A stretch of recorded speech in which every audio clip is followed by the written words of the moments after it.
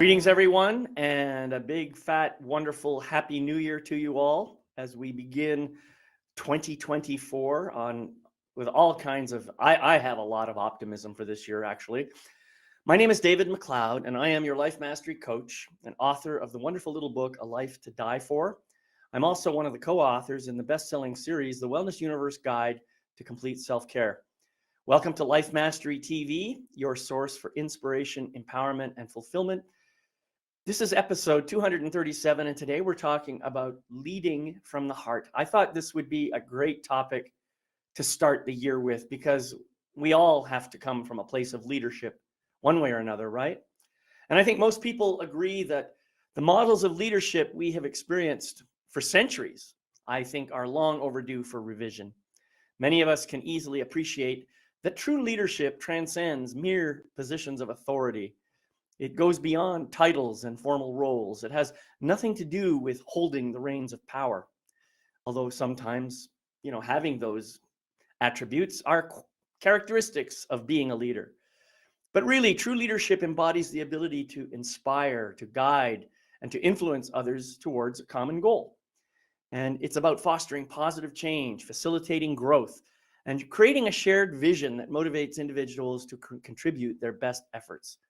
This is what we call leading from the heart. Now, New Earth leadership is rooted in the belief that authentic and heart-centered leadership can inspire positive change, not only within communities and organizations, but also on a global scale. At its core, this leadership style values the well-being of individuals, communities, and the entire planet, fostering a sense of purpose and shared responsibility. Leaders who embrace this paradigm prioritize collaboration over competition, seeking instead to create inclusive environments where diverse perspectives are not only welcomed, but celebrated. Leading from the heart involves cultivating emotional intelligence, self-awareness, and a genuine connection with others. It acknowledges that the well-being of individuals and the success of the group are inherently intertwined. By placing emphasis on empathy, leaders can better understand the needs and aspirations of their group members, fostering a culture of trust and open communication. This approach creates a supportive and powerful atmosphere where individuals feel valued, and they are helped to lead. This whole process leads to increased creativity, innovation, and overall job satisfaction. So for this episode of Life Mastery TV, my good friend and colleague Gail Nowak returns to the program to share her perspective on a subject that is near and dear to her own heart. As someone who shifts world-changing healers, light workers, and New Earth leaders from outdated patterns into new possibilities, Gail is the ideal person to provide guidance in navigating this paradigm shift that is happening in the world today. So please join me in welcoming Gail Nowak to the program.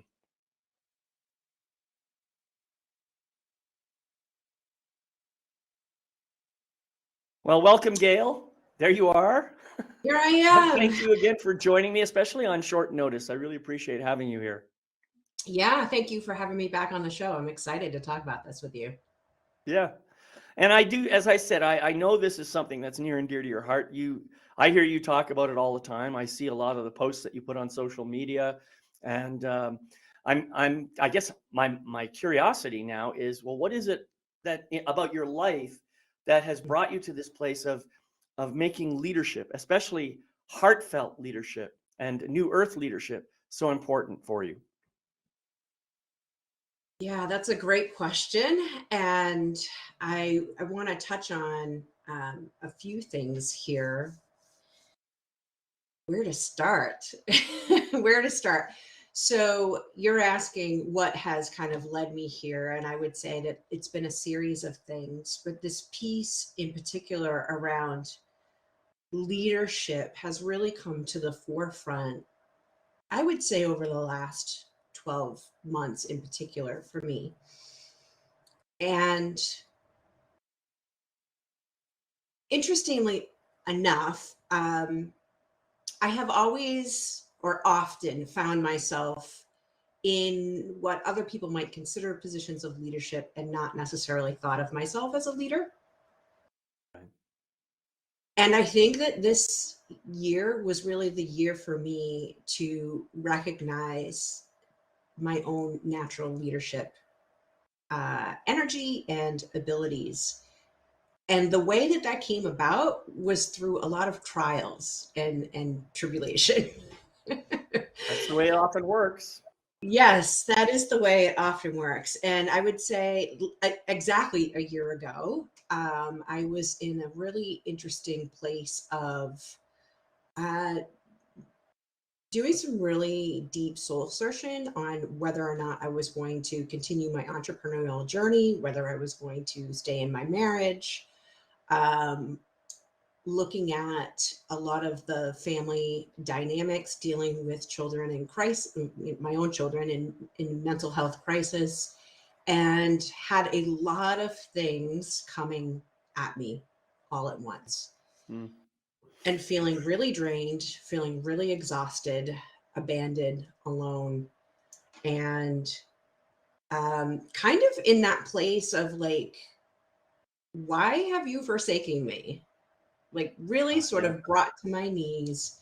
Um, and I would say maybe having a bit of a pity party in the process with it. Because this is what it means to be human, right? Like it's hard we go through those hard times and get really pushed to the brink, and it's kind of that whole metaphor of, how does a diamond get created, and it gets created under the pressure.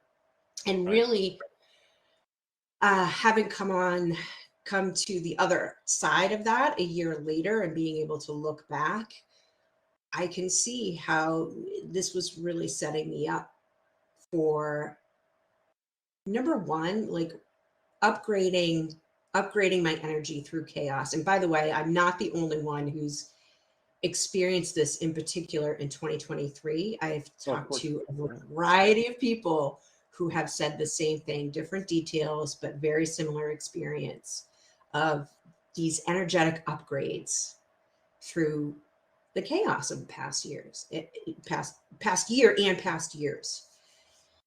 And so there's something that's a tiny bit soothing, and knowing that you're actually not alone, and that there's quite a few people going through something similar. And so part of this for me is really recognizing, like, how was I showing up in these places that were really testing me. And that's where I started to think about this whole idea of, oh, this is a big piece. It's not all of leadership, but this is a big piece of leadership, of how do we continue to show up from a space of love and responsibility and authenticity, uh, when all we really want to do is throw a temper tantrum Right. and lash out at the world, and lash out at God, and lash out at Right. our partners, and whoever that may be, right? Exactly. Yeah. And uh, not to say that I'm not suggesting that we repress any of those feelings. Like, a part of my learning in this past year was to honor those feelings and to move those feelings through me, communicate as responsibly as I could, and if I couldn't, to clean up my mess Right. afterwards, right? Mm-hmm. And that, I feel, is also a piece of leadership, right? We're human. We're going to make mistakes. We're going to make judgment calls that are going to have an impact on us and others. We're going to, communicate in ways that are not necessarily, that can be harsh. And part of our self leadership is owning that and taking responsibility for that and cleaning it up. Mm-hmm. And so, if I really feel like, when you look at, I love that you brought up kind of the models of leadership, especially in our modern day world. We're looking at people who are powerful, people who are running the world. I'm not seeing a whole lot of that. I'm not saying it's not happening, but it's not being publicly modeled, where leaders are stepping up and they're allowing people to express, and then they're listening, like truly listening, active listening, and validating Right.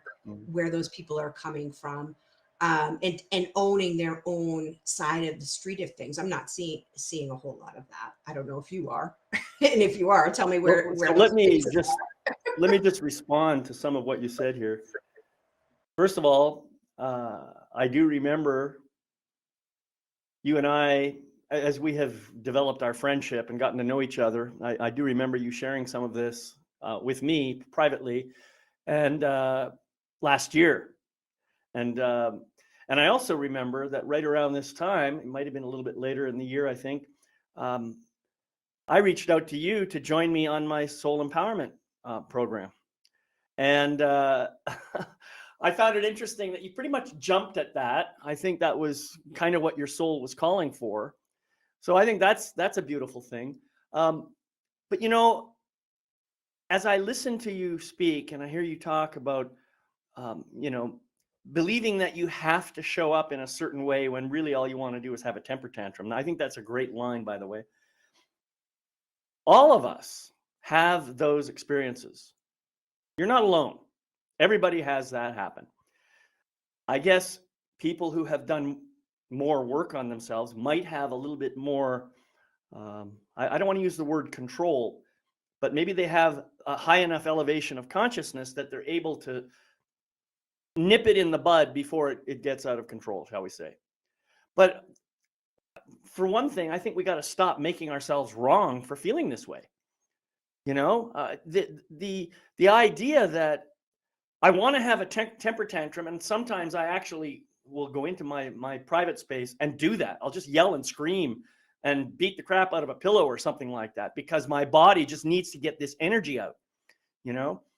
And that helps me get grounded back into who I am so that now I can come out of my private space and go out and meet people and try and be more of that centered, grounded person that I want to be. So I think, first of all, let's stop making ourselves wrong because we happen to have a reaction to something.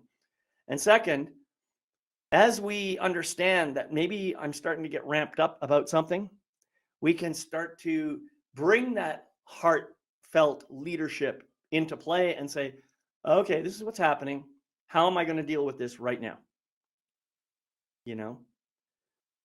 And that is really the question I think that we need to answer as part of being a leader. And you talked about this as being authentic. Well, you know, I hate to say it, but authenticity sometimes means being messy. You know? It often means that. It often Yeah. means being messy. And I love what you said about, like, let's stop making ourselves wrong.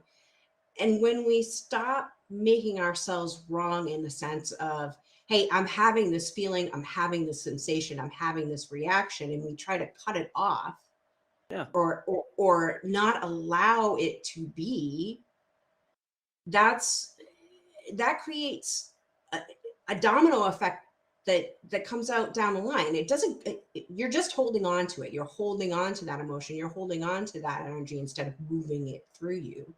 And Right. when we're able to,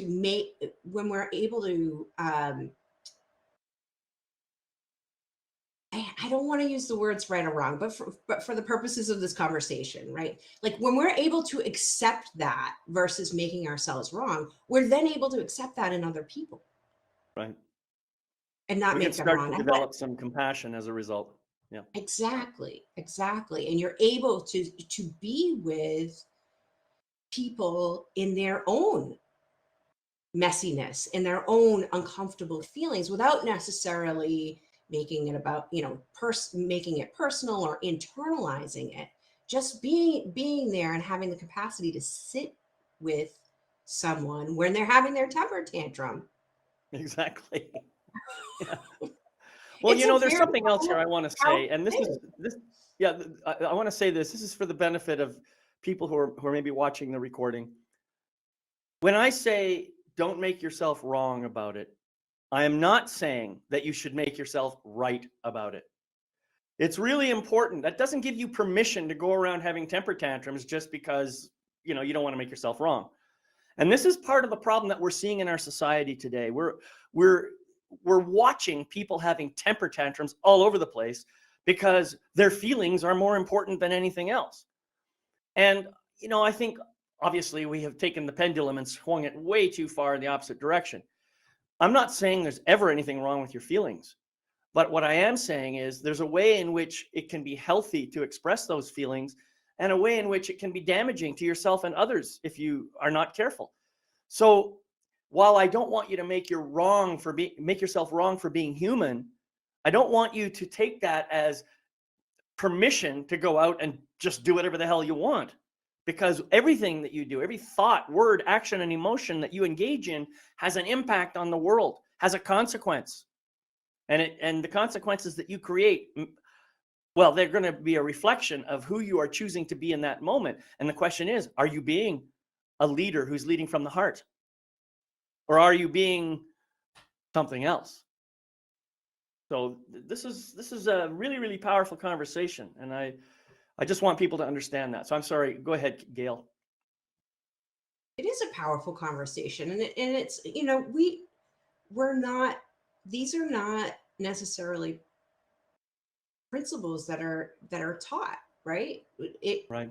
They're being taught, and we discover them through programs like Your Life Mastery TV and Soul Empowerment, and when we're seeking, right? Mm-hmm. And really, I hold a vision for the future where this is part of society, like these concepts. And it's not rocket science. It's kind of common sense, and yet it's not here yet. And I feel like part of the work that I'm here to do, like, yes, I have a background in marketing and visibility and PR, and I have some really excellent skills in that area as far as communicating and transforming, helping people transform the way that they communicate and the way that they show up. And I also feel that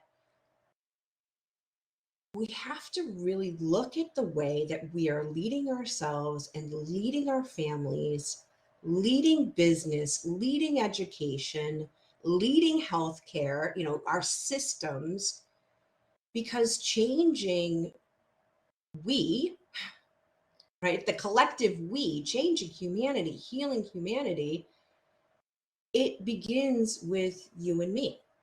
Right. It's from the inside out. And one of the tougher lessons I received this year is really coming to terms with the fact that just because I'm seeking this out, you're seeking this out, we're talking about these things, teaching these things. Not everyone is there. Not everybody has the awareness. Not everybody has the tools. Not everybody has the desire. Not everybody has the capacity. I'm interested in the awareness piece. I'm interested in reaching the people who know that what has been is no longer working for them. That's right. Yeah. And to really share this message that another way is possible when you are able to let down your guard, open your heart, and really commit to, I would say, really commit to healing, and really commit to being radically honest with yourself and going within and looking at how you're showing up now, what you want, what you actually, your true heart's desire, and what it's going to take to close that gap. And to me, that's redefining leadership. Yeah, that's beautiful. That's beautiful. I think one thing that I have observed in my life and have not always been aware of is the fact that there are always people or situations or circumstances or whatever you want to call them that are just kind of holding up a mirror and showing me how I am being. And in my early stages of life, my typical response whenever I became aware of that reflection was to try and smash the mirror. rather than to acknowledge what I was seeing in the mirror. And in a way, I think what I was trying to do, maybe on a deep psychological level, was to smash the image of myself that I was seeing in that mirror. Not so much necessarily smashing the mirror, although my reaction, the temper tantrum reaction, might be to smash the mirror, take the shards, and then beat the crap out of the person that had the gall to show me that mirror in the first place. But now, when I see a reflection of how I'm showing up, there's a whole different way of responding to that now for me. And that is, I think, oh, wow, I really did that. That's me showing up in my lower self. That's me showing up in my ego mind. That's me showing up in a way that I really don't enjoy anymore. And yet, there's a part of me that's still addicted to that. There's a part of me that still gets some juice, out of those kinds of behaviors. My ego mind can still juice me up and get me all excited. And, I realize that's just, it's like a bad drug. It's like methamphetamine, really. It gives you that temporary charge, but afterwards there's this massive hangover. And if you're not careful, then you can actually suffer from, other kinds of effects. Now, I don't know enough about addiction to say this, but this is my understanding of it. You see? So part of when you talk about awareness, what I think you're really talking about is each of us taking the time to become truly aware of who we really are, of how we respond to things in the world, and then making decisions with that new awareness about whether we want to keep doing that or whether we want to find a new way of being.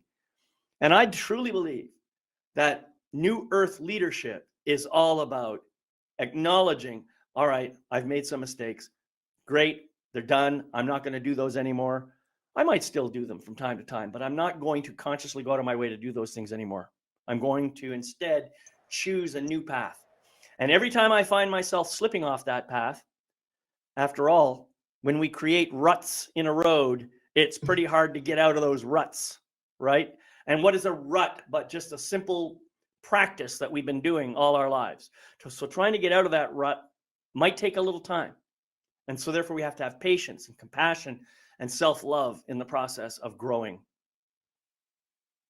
Yes, and it can take time. I love that you bookended that.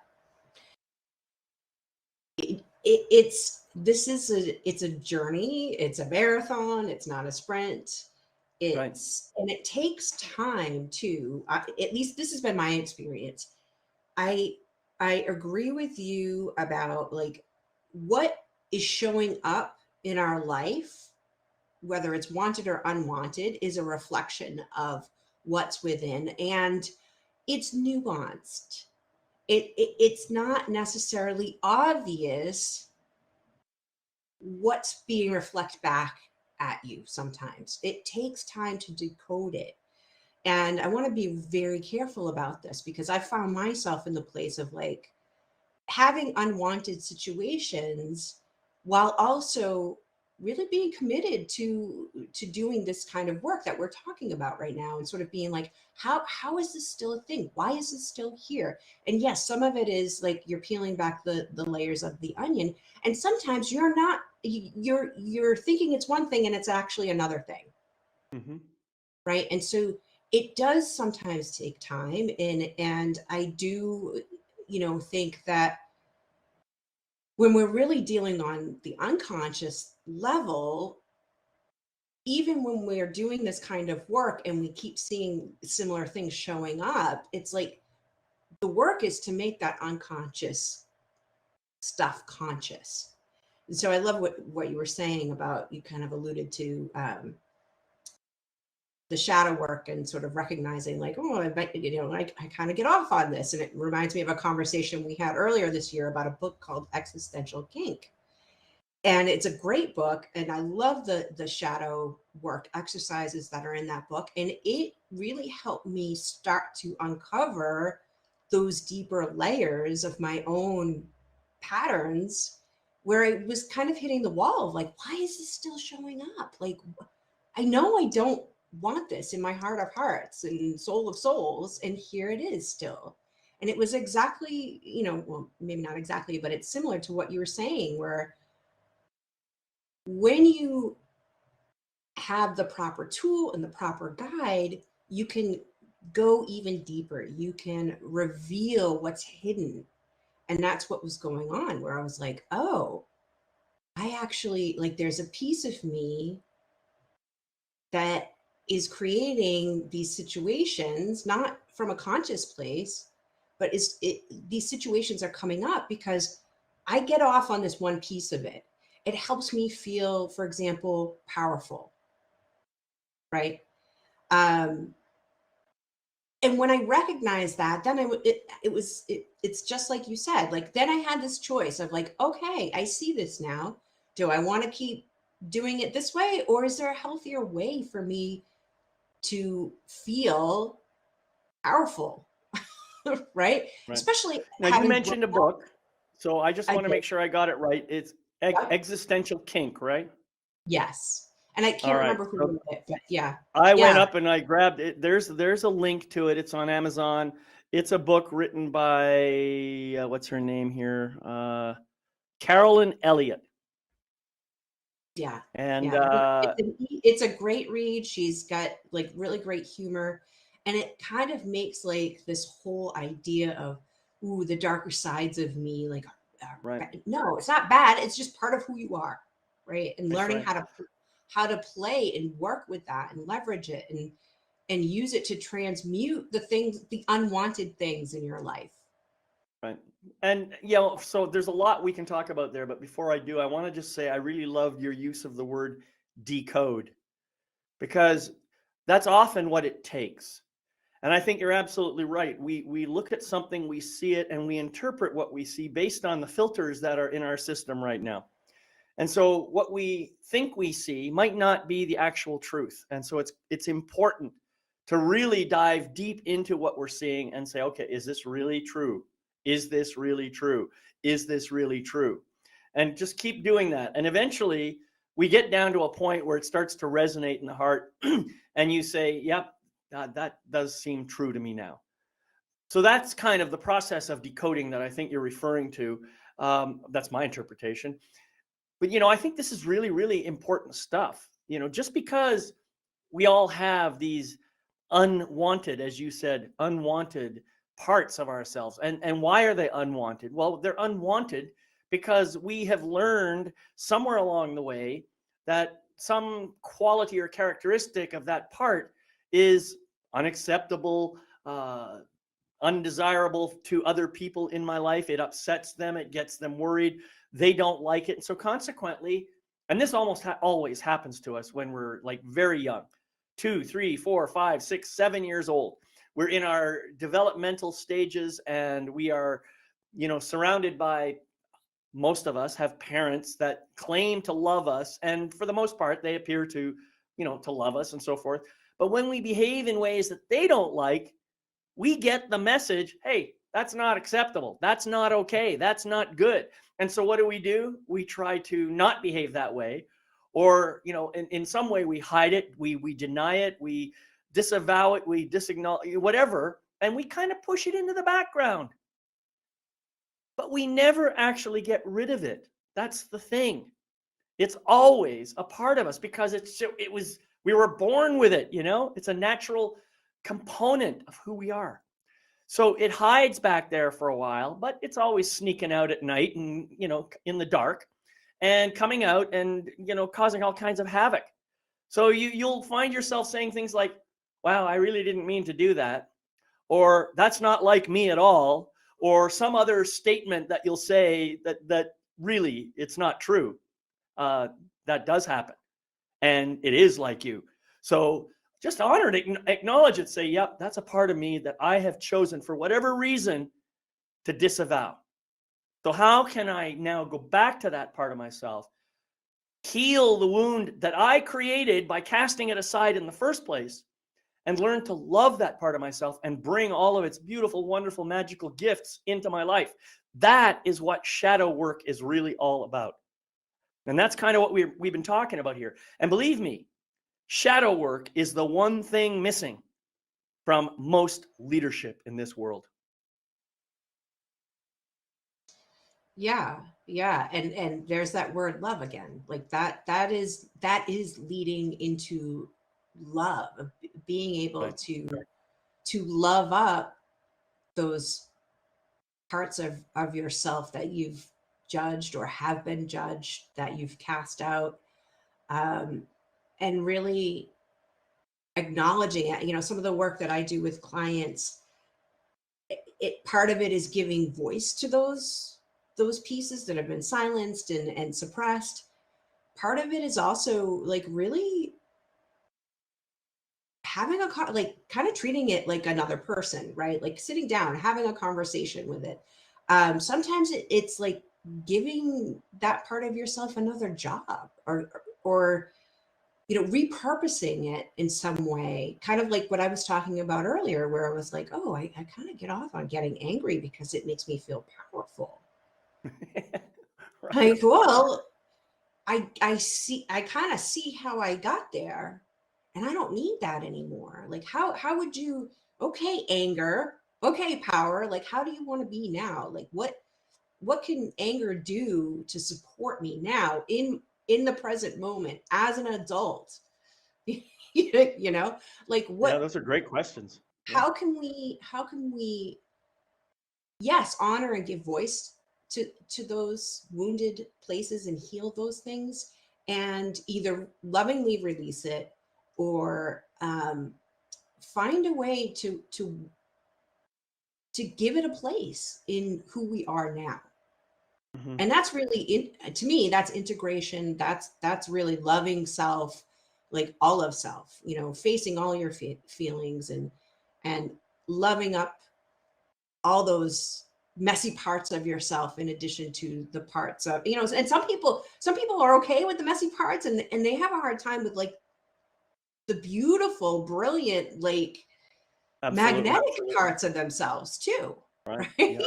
So Well, and it's interesting that you mentioned that, because very often, um, in my experience in working with people and helping them to do shadow work, I've discovered so many times, countless times, that anytime a part was cast aside because of the negative aspects that it supposedly engaged in, when we do the work to heal, we come back and we understand that there were a lot of beautiful, amazing, brilliant characteristics associated with that quality as well.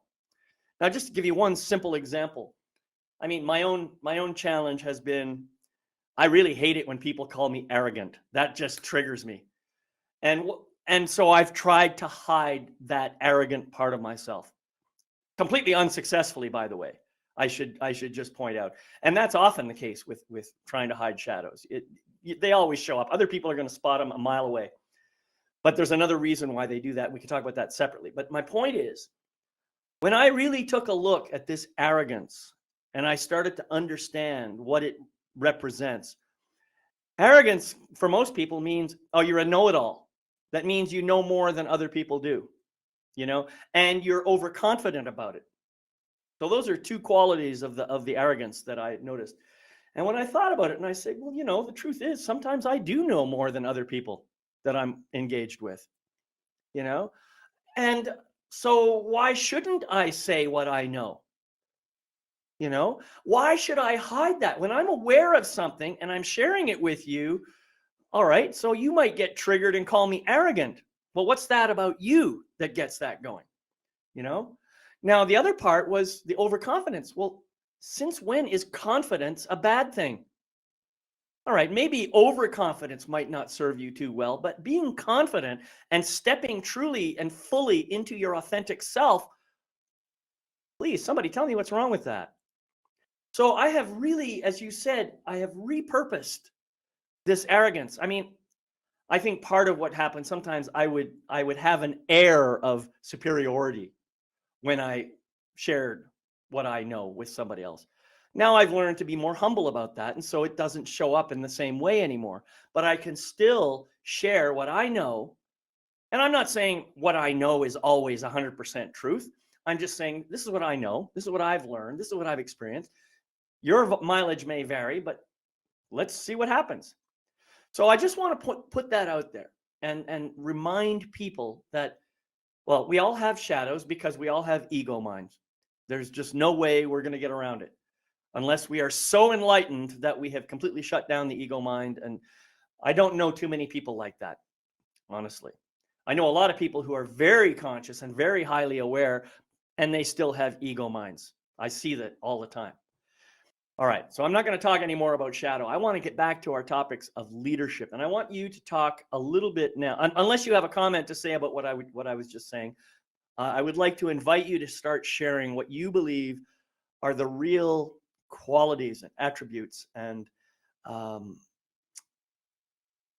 qualities and attributes, I guess, that those are the things that I have to say of a new earth leader. Yeah, I think if you're familiar with conscious leadership, then you're pretty familiar with New Earth leadership. There's a lot of overlap there. For me, I would say there's one thing in particular that makes it different for me, and I'll get to that in a moment. But really, the qualities, the values, the characteristics of a New Earth leader is centering empathy, centering authenticity, responsibility, compassion. These are all central to conscious leadership and New Earth leadership. I feel that New Earth leadership stands apart from conscious leadership in the sense that it also centers divine energy, divine flow, divine love, okay, unconditional love.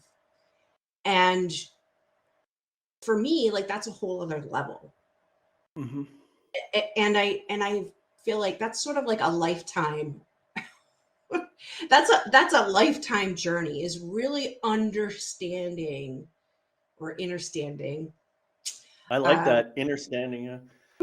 Yeah.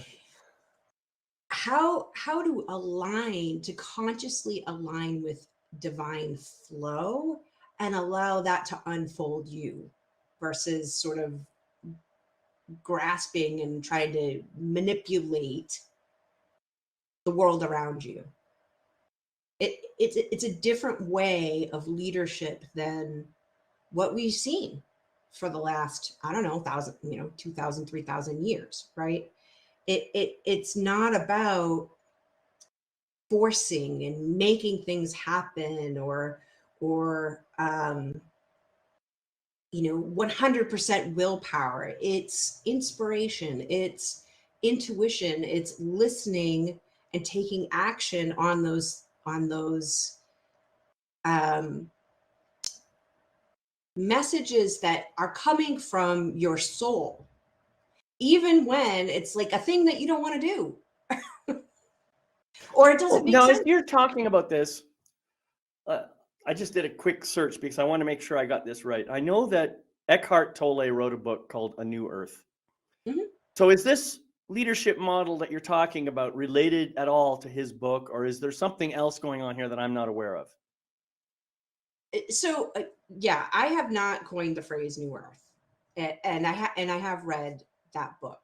I'm not entirely sure that he speaks specifically about leadership in the book. I don't remember. He may have. And I do think that he does sort of speak to these different aspects that we're talking about today. He talks a lot about the pain body and Yeah, right. releasing our attachment to suffering. And yes, that's definitely a piece of what we're discussing today. I don't know if he specifically talks about New Earth leadership. Right. Yeah, okay, that's fine. So Yeah. I'm understanding. Well, I mean, there's a lot of talk in various different alternative media channels now about a New Earth alliance. And some people interpret that to mean that there are extraterrestrials who live amongst us and who are helping us to elevate our consciousness. Again, I don't know what truth there is in that. I just know that there's a lot of people talking about it. Mhm. And I think that the key point that I take away from that is the elevation of consciousness. The more we can individually work on ourselves to raise our own consciousness level, the more we contribute to the higher consciousness of all of society and all of the universe, as a matter of fact. And all of that contributes to a better world. The Yeah. more we can bring love into the picture, the better off we'll be. I mean, think about it.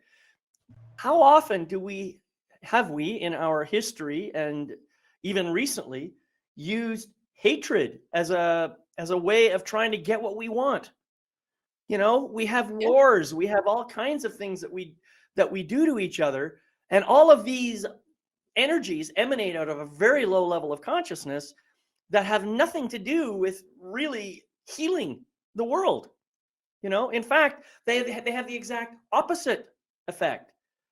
You know, it's like, I think it was David Bowie who wrote a song about pouring gasoline, putting fire, or trying to put out a fire with gasoline.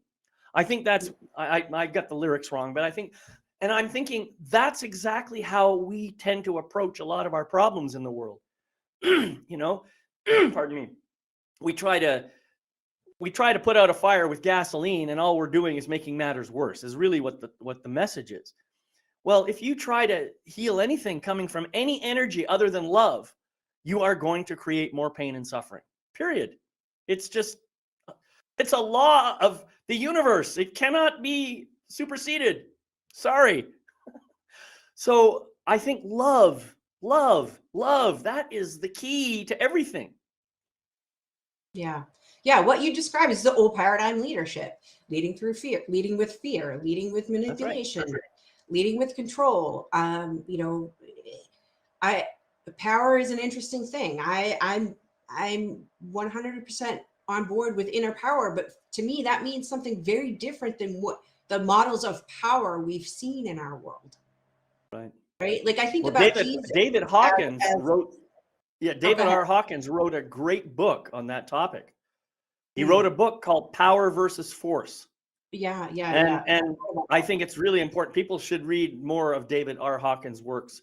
Start with well, Power versus Force, I think, is his first book. And he talks about that very distinction that you're now mentioning. You know, what we are told is power is actually force being applied to us. Yeah. So Whereas true power emanates from the soul, from the spirit, and doesn't, you know, power will always defeat force in the long term. yeah, yeah. I was going to use Jesus as a model, not from a religious standpoint Yeah, yeah. or the distortions of you know what we've been taught who Jesus was or any of that. But really from that standpoint of embodying love and healing and power. You know, Jesus, there are stories about Jesus in the Bible of really sort of standing up, but in a non-forceful way, like really embodying that inner knowing, right? And being humble, but also being powerful and being responsible with that power.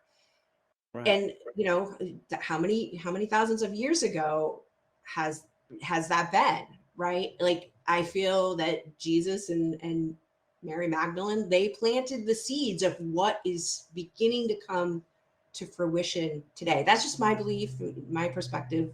I know that can be kind of a polarizing and catalyzing conversation, but if you look at it from, if you take the religion out of it and you look at it from the tenets of this whole idea of love and leadership and what was going on then and what is going on now and people awakening at this time, I think that they're connected.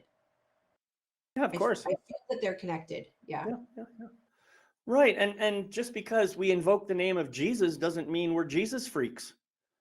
Any more Right. than invoking the name of David Hawkins makes me a David Hawkins freak, you know? Yeah. I think Jesus had a great deal of amazing wisdom and obviously a very high level of consciousness that if that weren't true, that we wouldn't have an entire religion built up around Well, I don't think Jesus would be all that pleased with the way this religion has taken shape, but that's my opinion. I think that Jesus stood for love. And in Yeah. fact, he said that there were two commandments. You got to love your neighbor as yourself, and you got to love God with all your heart and all your soul and all your mind and all your strength. These were his two commandments. He says everything else comes out of those. If you can do those, then just by your very nature, you will stop murdering, you will stop lying, you will stop stealing, you will stop doing all the other things that come from the ego mind. You know, he's talking about love. He's talking about getting into the center of your being where the kingdom of God exists, i.e., true spirituality, and bring yourself forth, your true self, and not this fake persona that you've created in order to satisfy expectations of all the other people in your life. Right. That is leadership, by the way. Refusing to be shaped by someone else's opinion and being willing to stand up for what you truly believe in. If that's not leadership, I don't know what is. All right. We have talked about a lot of stuff here, and we have kind of brushed up against the idea of healing. I want to take a deeper dive into healing. So talk a little bit about that and how leading from the heart eventually leads to healing. Yeah. So I I believe in order to lead from the heart, you have to be connected to your heart. And we live in a world today, because of social programming, because of societal expectations, because of our family histories and our childhood wounding, we are very good at armoring up and placing walls around our heart. It's a survival, it's a coping mechanism, it's a survival, it's a survival pattern. And it often, this is what I've seen through my own experience and with clients, it's actually quite brilliant and strategic, right? This is where the ego mind actually helps us survive some sort of challenge. Absolutely. The point is not to carry it with you forever. Right. Right. And we don't get that memo unless we're like really doing this work. Right. And that kind of goes back to what we were talking about repurposing things. So leading from the heart, it is a healing journey, because we've all experienced pain and suffering and wounding. Many of us have been traumatized, or have gone through trauma, and it's not a point on the line, it's a spectrum of all of these things, right? It's not a competition of like who had it worse or who had it better or any of that. Like let's just call a thing a thing. It's not easy being human. And our mind and our brains in particular, right, it's wired to protect us. It's essential, we need this. We also don't have to hold on to it. We don't have to make that who we actually are. And yet we're very armored up and kind of cut ourselves off and live from the head up, and completely cut ourselves off from the rest of our physical body and emotionally as well. Right. So it's going to vary for each person, like what that healing looks like, what methods and modalities and techniques are going to work for you, how long it's going to take, and then your ego is going to jump in there and be like, it's taking too long, which is like has been my It's taken too long and it's never going to work. Yeah, and it's never going to work. And if you can be patient and sit with it and really just go there and make a practice of whatever it is that works for you. I don't believe that there's one thing. It's really trusting, what are you drawn to? Um, for some people it's tapping, for some people it's ancestral clearing. Like, we also live in a world that has an abundance of ways where we can heal: physical, emotional, mental. And I say, like, follow where you feel drawn. That's where you can start. And the more you start to soften the walls around your heart, the clearer it will become. Like, oh, I think that this might be the next thing on my path. I also feel like you do get to a point where you've healed a lot of stuff, and it's time to get back out in the world, right? And the world will show you what's still lingering around, what you might want to take a look at. So it's not about always locking yourself up and locking yourself away from the world, although, sometimes you need that. It's also Right. about being out in the world and using contrast or even complementary experiences to help you identify, like, ooh, I think that there's some things here that maybe are coming up for healing or coming up for transformation. And it gets easier as you go along. Like, you might get some tougher trials, but it's also like your ability to move through it changes. And it feels different. But that has to start inside. We can't be out, like, expecting everybody else around us to heal and then not do it ourselves. Exactly. Yeah. Yeah. There's a lot of really good stuff here. I think one thing that people have to understand is there may be, but it's pretty unlikely that there is a one and done kind of healing process. I know, just think of you break a leg, let's say. Well, the first thing you're going to do is you're going to feel a lot of pain. That just happens. But when you go and see the doctor, or go to the emergency room or whatever, they will fix that and they will put a cast on it. And, that's great. Now, what's left? Oh, I'm done. I got the cast on. I don't have to do anything more. No, sorry, because the cast immobilizes muscles in your body so that the bone can heal, right? So consequently, after the cast comes off, there's more work that has to be done, and a new kind of pain is going to show up. It's new, it's different, and a new kind of healing will have to be addressed to that kind of pain. So you may have to revisit an old wound, a psychological wound, an emotional wound, multiple times, and then do a little bit of healing on it. And each time you come back, you will have a new perspective about it and new awareness about what's going on. And maybe a new form of healing will come about as a result. So you end up cycling around multiple times. And each cycle brings you slightly higher in your level of awareness. And because you're doing more work on yourself, and I'm thinking more in terms of emotional healing right now than in physical healing, but the idea is, the more you do on yourself, the more you are healing the world. You're healing the world. You're healing the universe, because you are an aspect of all that is. You are connected with all that is. And therefore, the pain that you are feeling now is contributing to the pain of the world. The pain that you heal now is contributing to the healing of the world. Don't ever underestimate the power that you have just by doing your own work. Right. And that is that spiral of healing. It's a spiral of healing for us as individuals.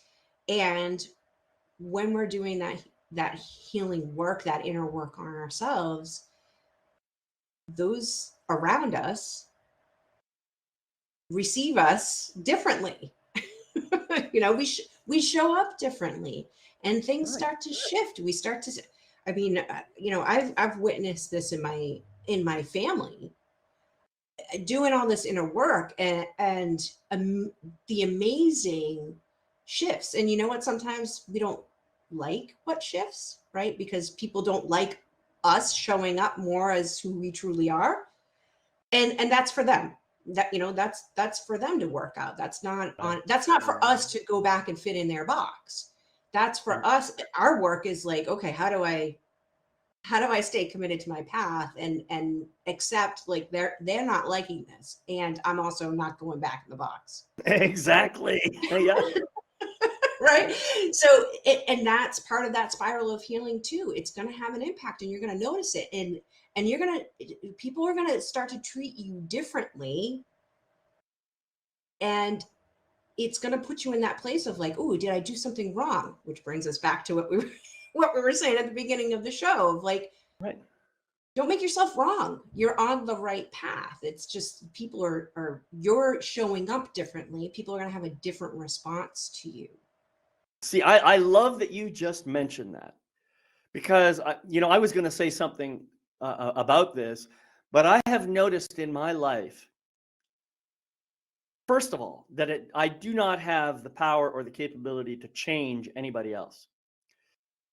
But what's been amazing for me is the more I work on myself, the more healing I do for myself, the more I change myself magically.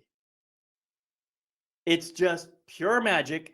All of a sudden, other people, as you say, they start interacting with me in a different way, which means they are changing too. Yeah. This is really, really critical for people to understand. So if you want to change somebody, start here, right in there. Right. That this is an absolute truism. Okay. I just want to say that. But so all of this process, all of what we're talking about here, really boils down to elevating our consciousness. And then as we notice that other people are responding to us, what we're effectively doing is we're becoming more visible to them in a new way. Mm-hmm. And our visibility is starting to have an impact on others. Why don't you say a little bit more about that? Because I know this is one of your main subject matter areas of conscious visibility. Yeah. So visibility means a lot of different things to me today than it did, 10, 15, 20 years ago. I have a background in journalism, in marketing and PR, um, storytelling, all of these devices for business and marketing and yes, leadership, right? Leadership too, um, that are connected with promotion. And over the last few years, visibility has included that and has become more and more about how are we showing up? How are we speaking what's true? How are we expanding our capacity to receive whatever comes as a result of that, Right. as a result of doing that inner work, speaking our feelings, or speaking what's true for us, speaking for our needs and our desires, and really claiming space in a way that, yes, is respectful and humble and also kind of fierce and without apology, right? Because that's coming from within, because that is what is true for who you are in that moment, and being able to receive whatever comes. It's not showing up just because you're going to get the business, or you're going to get the job, or you're going to get the date, or it's showing up that way when it's not guaranteed, when no one's looking, when the shit hits Right. the fan. Yeah. It's still Yeah. showing up that way, right? Because Exactly. that's what's true. And to me, that's conscious visibility. Yeah. Beautiful. Well, here we are, nearly at the top of the hour. It's been an absolutely fabulous conversation. I just love having conversations with you. These are, first of all, very inspiring for me, uplifting, and I hope that the people watching are getting benefit out of it too. But I don't want to just close this out without giving you a chance to say some final words and to, offer whatever wisdom you'd like to share in this moment. Mhm. Thank you. Yeah, I think it really does boil down to love. This is what our world needs. And I'm speaking of love in a very vibrational frequency based way. I'm not only talking about, yes, this includes romantic love and familial love. And really it's raising your consciousness and also standing firm in that place of what is true, what is loving, and making decisions from that space versus making decisions from fear or attachment or from wounding, which will happen. So I'm not saying don't do those things. I'm not necessarily saying that. I'm saying it's going to happen. And the more that you are committed to walking this path, which I know is not for everybody, but if this is your path, you will get the hang of it. You will be able to really discern the difference of when you're in that loving space, when you're, sourced. That's source energy. Love is source energy. And you will feel the difference in your body, in the way that you're showing up, in the way that you're speaking, in your vibration, the more you do this work. And the more you do this work, the more it changes you from the inside out, the more it changes the people around you and the circumstances around you. And it's not easy. It's not easy. And it's what the world needs now. And it has huge rewards if you're patient enough to get to sit with it. So those are my kind of last thoughts on this topic. Yeah, beautiful. And I want to just say, while it may not be easy, the more you do it, the easier it gets. I'll say that. Yes. So thank you so much for being here today, Gail. I mean, as I said, I just love having conversations with you. I think we get very, very deep very quickly. Yes. And that's beautiful. So thank you for being here. Thank you for having me. It's been a pleasure. Yeah. And to all you who are watching, I just want to say, as you contemplate the insights that we've shared in this episode, you'll find yourself connecting to characteristics of New Earth leaders, understanding the significance of love in leadership, and appreciating the role of healing in creating positive change. So embrace these concepts in your life and begin a practice of leading from the heart. Thank you all for watching today's program. And remember, you can catch the recordings of this and every other episode on my website at lifemasterytv.com. And friends, I want to invite you one more time to remember to practice my life mastery mantra every day. It just goes like this. It's real simple. I gratefully forgive the imperfect being I have been in the past. I gratefully accept the magnificent being I am right now. I gratefully welcome the evolved being I am becoming in each new moment. So until we meet again, my name is David McLeod. I am your life mastery coach, wishing you love, light, and blessings on your continuing journey. I'll see you next time on Life Mastery TV. Bye-bye.